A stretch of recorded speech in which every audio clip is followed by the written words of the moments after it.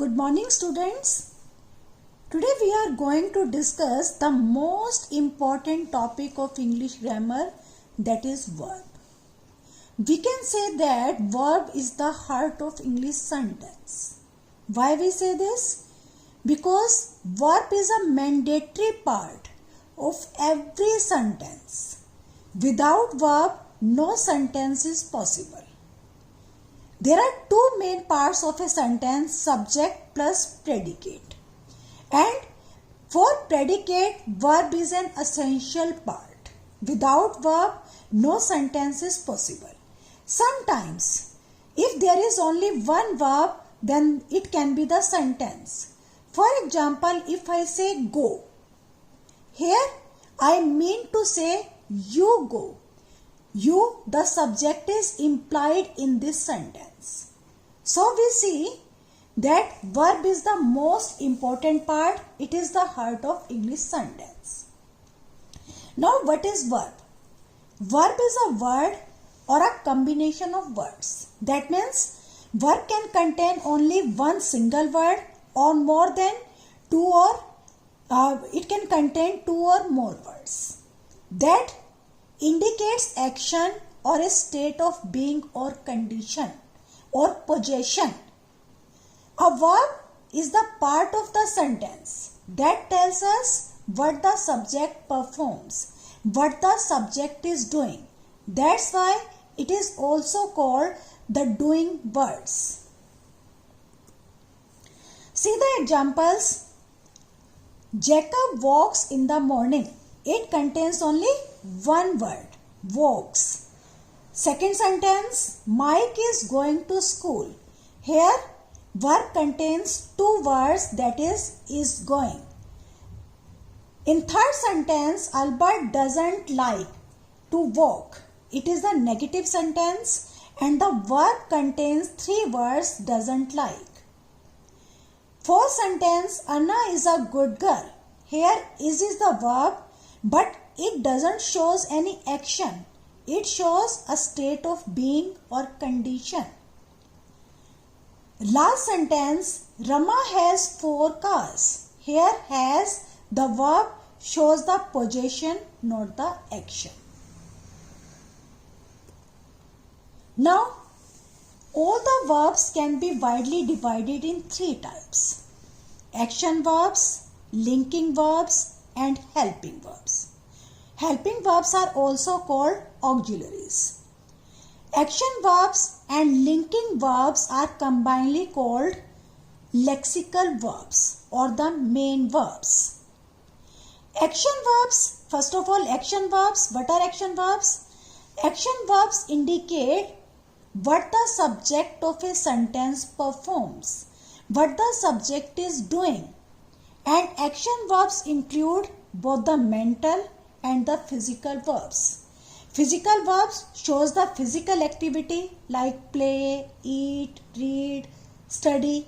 These are all physical activities. But mental like think, feel, any emotion we can take in the mental verbs. Now all the main verbs. Mainly, there are 6 basic forms of these verbs. These forms are these, first of all, base form or the present tense. For example, children play in the field. Play is the base form or the present tense form. After that comes the infinitive. Infinitive includes 2 plus first form of the verb. Then comes the past tense.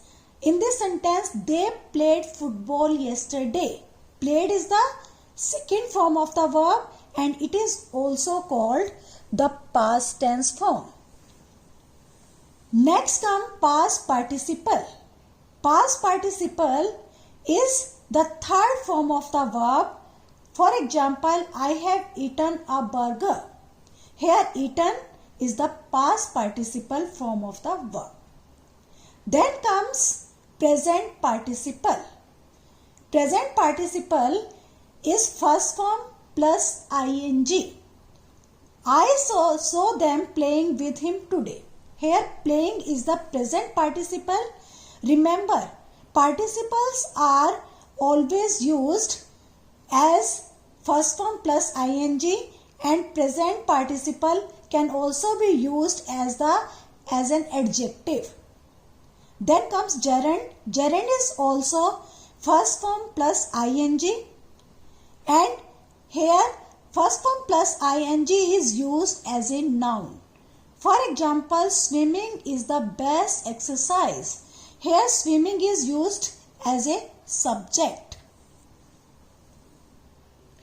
Now, on the basis of the forms of the verbs, all the verbs can be divided in two parts, regular and irregular verbs. Most verbs in English are regular verbs. This means that they follow a regular pattern. They follow a predictable pattern, particular pattern when we make the forms of the verbs. And the verbs that don't follow the basic rules, they are called the irregular verbs. In the regular verbs, the past tense form and the past participle form of the regular verbs can be formed by adding ed to the end of the verb root. For example, play, played, played. But if the verb already ends with an e, then we will not put ed, we will simply add d with the verb. Now I am giving you some examples of the regular verbs. For example, cough, coughed, coughed. Dance, danced, danced. Appear, appeared, appeared. These are the examples of the regular verbs. Now we come to the irregular verbs. Irregular verbs vary in their pattern. They don't follow a particular pattern. So, to remember them, we have to memorize them. I am giving you a partial list of irregular verbs with their past and past participle forms. For example, arise, arose, arisen. Awake, awoke, awoken. Become, became, become. Blow, blew, blown. Drink, drank, drunk. These are some of the examples of irregular verbs. There can be many other irregular verbs also. Try to find out them and remember them.